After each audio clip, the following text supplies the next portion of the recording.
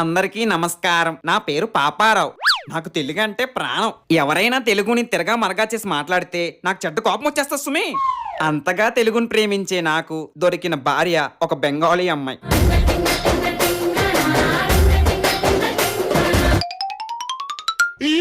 ఏం చేస్తున్నావే? అగ్గి పడుతున్నాను జీ.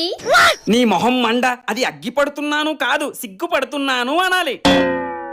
ఏది 2 ముక్కలు తెలుగులో మాట్లాడు. ప్రియమైన భర్త గాడికి. అది గాడు కాదమ్మా, ప్రియమైన భర్త గారు అనాలి. ప్రియమైన భర్త గారికి నాది పునస్కారములు.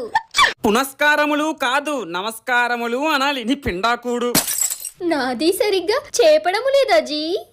చెప్పడం లేదు.